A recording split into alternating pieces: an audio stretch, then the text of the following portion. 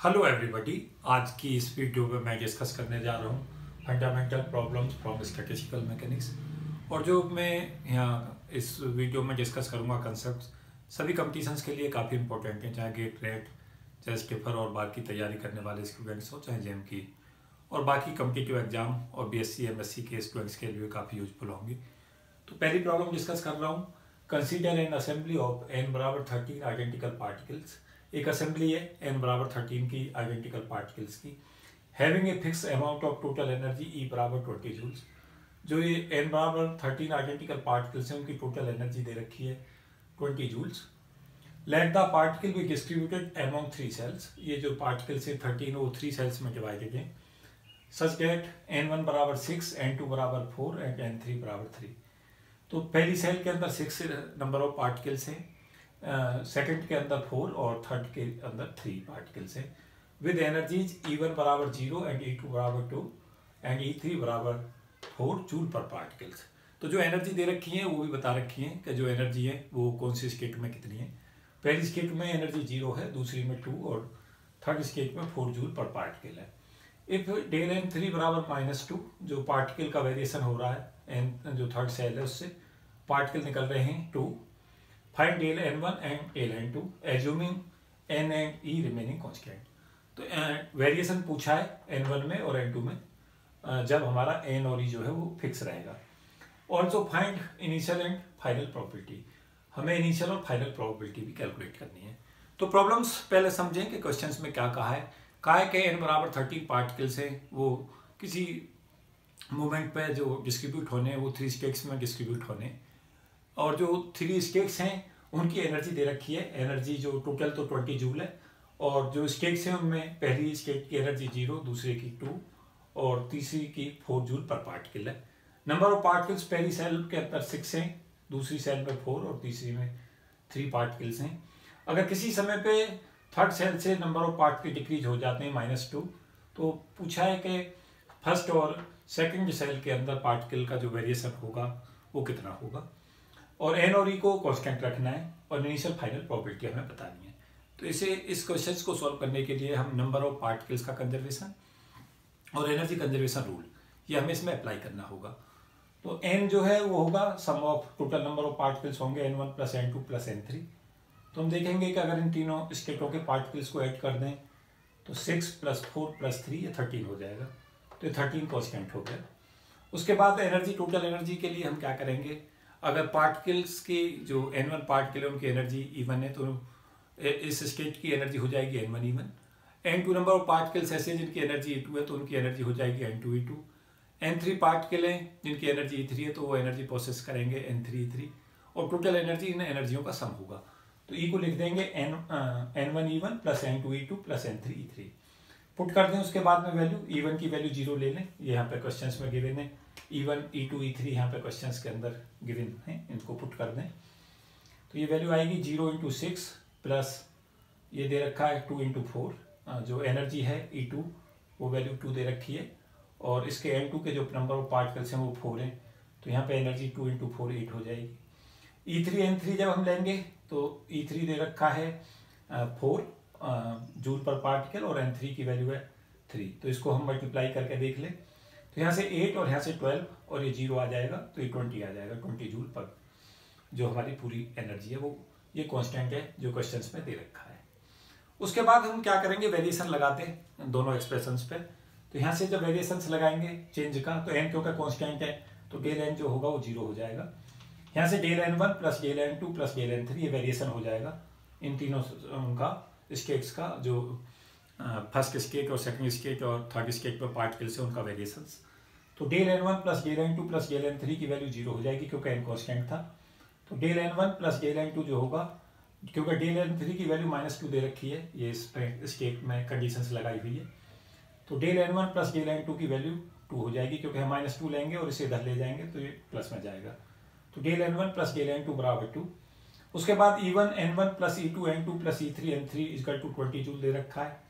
यहाँ पे हम अप्लाई कर दें E1 को 0 × n1, E2 की वैल्यू रख दें 2 तो 2 n2 प्लस E3 की वैल्यू 4 लिख दें और n3 इक्वल टू 20 कर लें।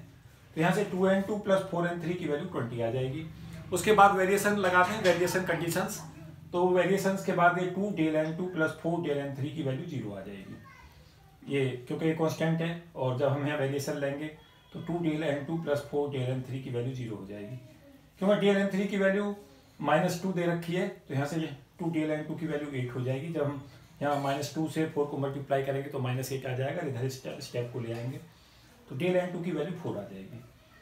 तो ये डेल n2 4 आ जाएगा और डेल n3 की वैल्यू -2 आ जाएगी।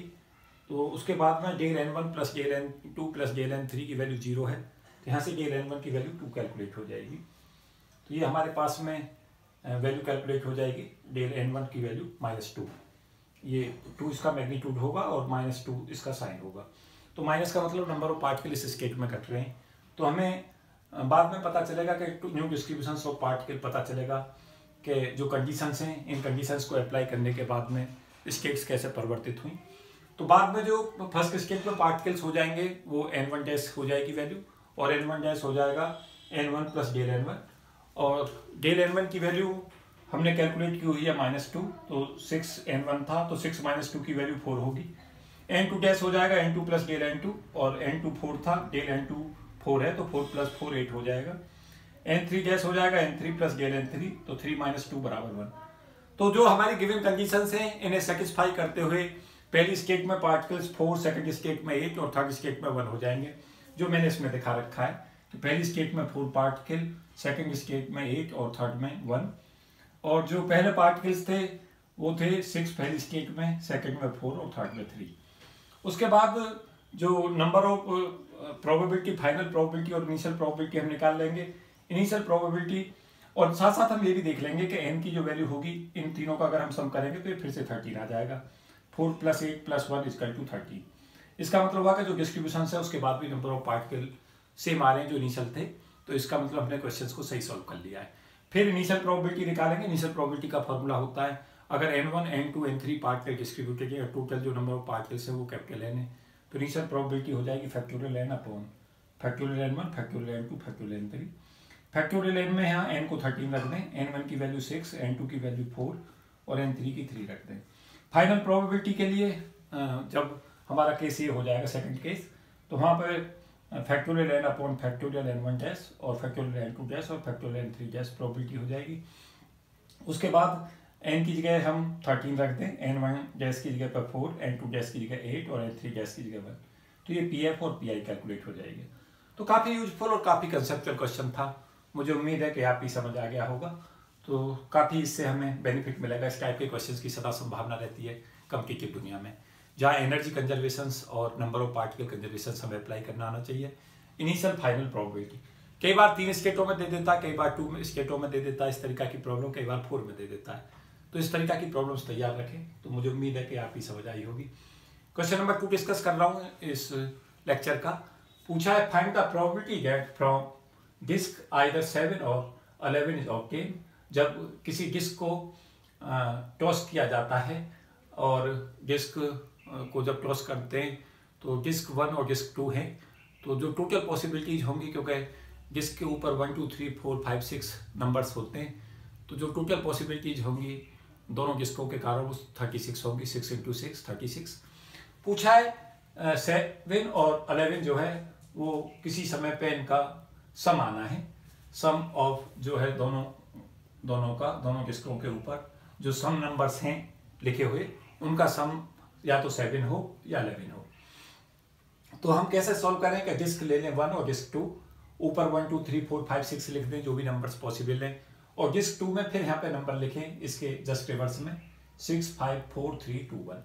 तो अगर हम इन दोनों का सम करेंगे तो भी 7 आ जाएगा जो ये नंबर्स है, और 2 और 5 का सम करेंगे तो भी 7, 3 और 4 का सम करेंगे तो 7, 4 और 3 का 7, 5 2 का 7 और 6 और 1 का 7।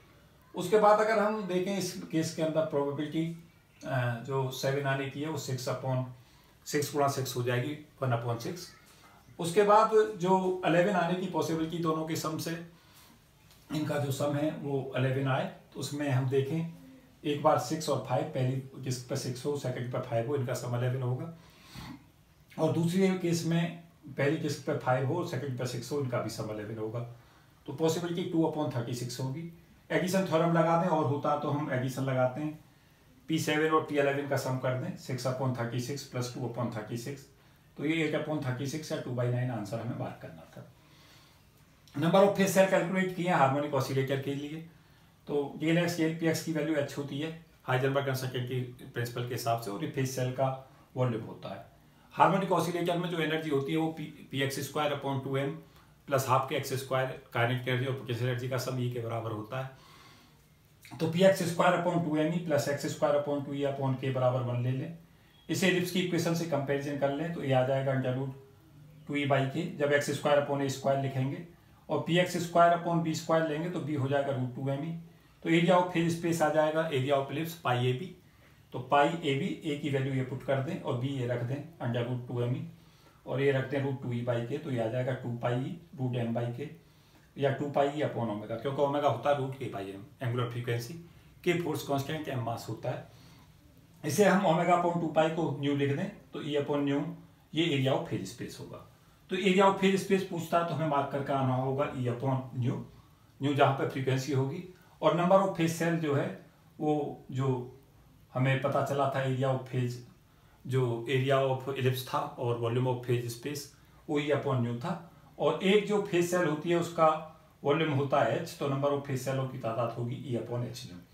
तो ये भी पूछा जाता है कंपटीशंस की दुनिया में, और ये भी पूछा जाता है, तो ये याद रखें, साथ साथ इसको भी याद रखें। फेज स्पेस ट्रेजेक्टरी मैंने 4th पॉइंट पर डिस्कस किए हैं। याद रखें कि हार्मोनिक ऑसिलेटर के लिए जो फेज स्पेस ट्रेजेक्टरी होती है वो एलिप्स होती है, इस टाइप की एलिप्स बन के आती है ये।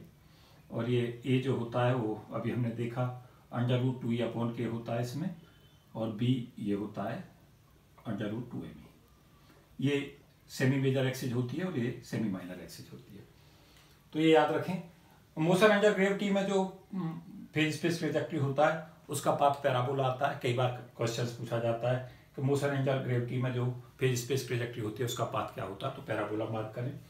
पार्टिकुलर बॉक्स के अंदर रेक्टेंगुलर होता है फेज स्पेस ट्रेजेक्टरी, इस टाइप की बनकर आती है, इस टाइप की बनती है ये √2me होता है, और ये -√2me होता है इधर, ई एनर्जी ये है, और ये x = L होता है यहाँ तक। तो ये फेज स्पेस ट्रेजेक्टरी है पार्टिकुलर बॉक्स का, तो ये भी याद रखें। तो काफ़ी यूजफुल और इम्पोर्टेंट कंसेप्ट मैं इसमें डिस्कस कर रहा था। मुझे उम्मीद है कि ये वीडियो आपके लिए काफ़ी यूजफुल होगी सभी कंपटीशंस के लिए। और ये जो वीडियो है मेरी तरफ से सभी गांव के बच्चों को समर्पित हैं जो गाइडेंस के अभाव हमें जीवन में आगे नहीं बढ़ पाते हैं। तो मदद करते रहें और कोशिश करते रहें कि इन वीडियो का लाभ ज़्यादा से ज़्यादा बच्चों को मिल सके।